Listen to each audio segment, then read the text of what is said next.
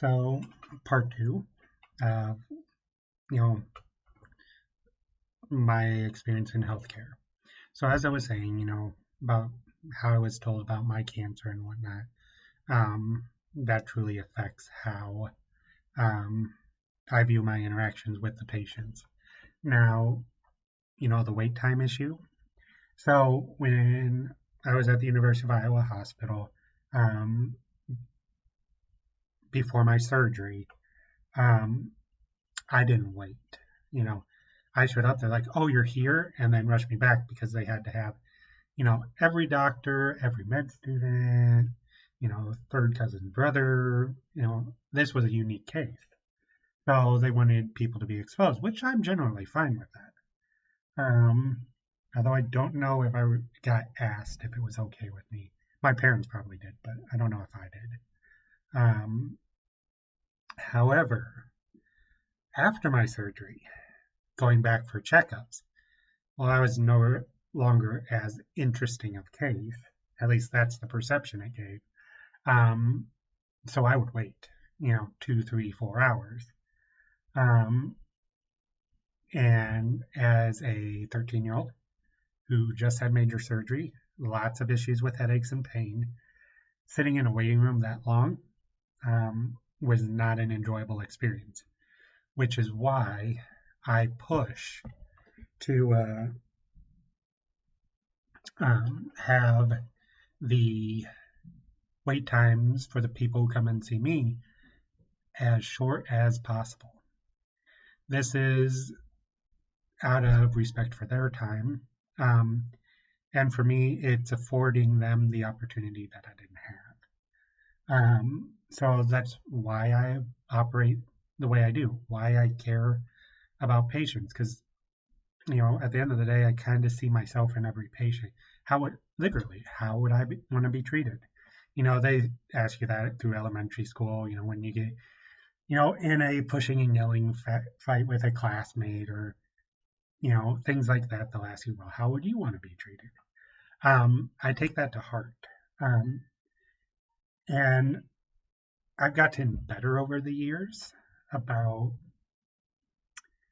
doing that because it's always been my goal, but my ability to verbalize it hasn't always been the greatest. Ask anybody who grew up with me, because that's just me. I'm more of an introvert. Doing something like this or going to something like CES, for me, there's a little anxiety in the beginning. I'm going to be perfectly honest. For something like this, a few videos in, and start to get more comfortable, start to kind of get my bearings and see kind of where I want to go with this. CES, the 1.5 mile walk to the conference the first day, there were definitely some butterflies, lots and lots of people. That tends not to be my thing. But once I got in there, because it's a subject that I really like, it was a whole lot easier.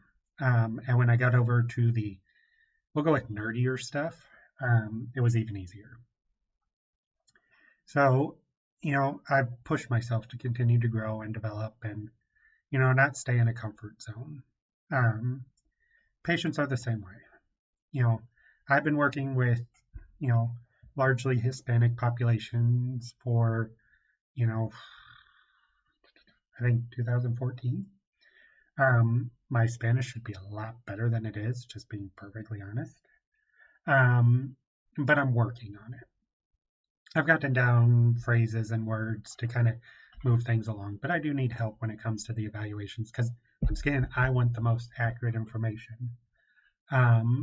So that's really my goal, is to get to that point where I can have that conversation.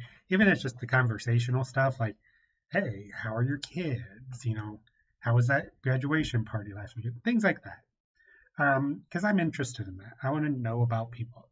Like if you have, whether you think it or think it's interesting or not, I love people with different types of jobs. Because yes, even if you saw, we'll say all dairy farmers, you're going to learn a few different things. because farmers all have their own little unique way of doing things. Or if you saw all, brake part assembly workers, it's gonna be a little similar. I like variety in their jobs. Because like I've seen people who pack popcorn, people who, work in a, beef production line, people who work on cars. I've seen physicians, I've seen other therapists, I've seen, teachers and nuns and priests and you name it. I probably have seen it.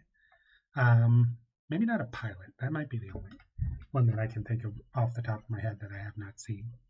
Um, and I ask about their job. I ask, what's it like? What do you do? Now, it's a fairly straightforward job. Yep, I watch, the assembly belt looking for things. Like, okay, see anything really weird anytime? And we'll go through that. But that's kind of what I do with my patients. I want to know that information because I'm going to ask you about that later down the road because it relates to getting you better. Because if you tell me you have to, carry bricks up a ladder, we need to address that before you're done with therapy. Because if you never do that, and I never ask you about that, other than that initial evaluation, then we can get you better so you're pain free because you're not working. But the moment you work, everything comes back. So we need to make sure we address that while you're in therapy. But it's that conversation, that the human interaction. One of my biggest pet peeves when it comes to how, whether it's other professions, people in physical therapy, wherever it may be, I'll use physical therapy for an example. Patient comes in and says, yeah, I've had therapy before. I'm like, okay, what did they do? Well, they had me ride the bike for 20 minutes, and then they had me do this for 20 minutes, and they had to do this for 10 minutes, and then the therapist saw me for like 5 minutes, and that was it. Which may have been appropriate, maybe not. I very seldomly put people on bikes anymore. There was one point where I did it as part of a larger program, but I tend not to do that. I don't use a lot of modalities. I don't think I've turned on the ultrasound in about a year. It has certain applications that are very specific, that it works really, really well. I just haven't seen those patients. And I have quicker and more effective techniques to get at, whether it's inflammation, whether it's pain, that quite frankly just work faster. And patients generally are happier and it's less messy. Well, okay, some of them are less messy. E-stim, the research coming out says that electrical stimulation is okay for acute pain, but it doesn't actually fix the issue. So if you're spending 30-40% of your session on electrical stim, it's kind of wasting your time. Because you'll feel better for an hour, 2 hours, maybe a day. It comes back because you didn't actually address the issue.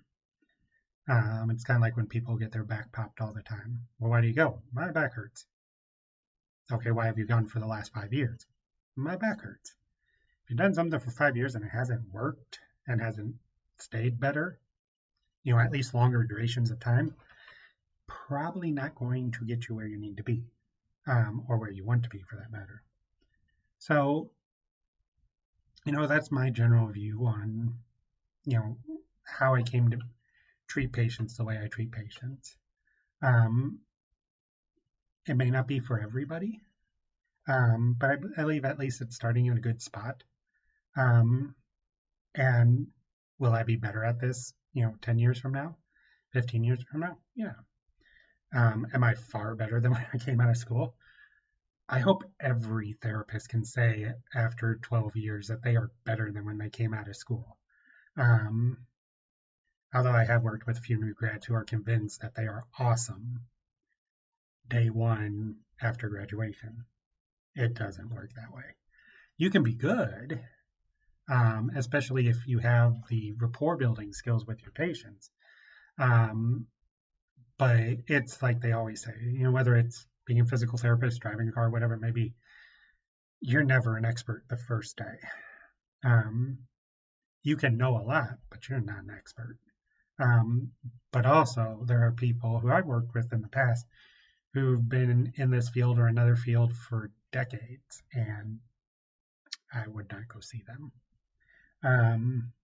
So, you know, life is pretty much what you're going to put into it, and I've decided that I'm going to put a lot into this. It's a good way to provide for my family, and that is my new driving force is my family. Because at the end of the day, you have to have family. So maybe my dogs. I haven't decided on that one yet. Right, Wrigley? Um, so I will leave you with this. If you have any questions or comments, you can throw them below. Make sure to subscribe to our YouTube page. You can look me up at Dr. Anthony Hillebrand on YouTube. You can check us out at Alivio PT on Facebook, or check out our website at aliviophysicaltherapy.com. I'm more than willing to ask any questions. When it comes to diagnosing you with something, I really got to see you in the clinic for that one. There's multitude of reasons. Can't really do that over the phone or, via email. But if you're, in the middle of Kansas and you have a question, like what questions I should ask, go ahead and send them. And I'll be more than happy to answer what I can answer, or at least give you an idea of where to look for answers or questions to ask the providers that you do see. So thank you very much for listening. I hope it didn't get too rambling, and I appreciate your time. Thank you very much.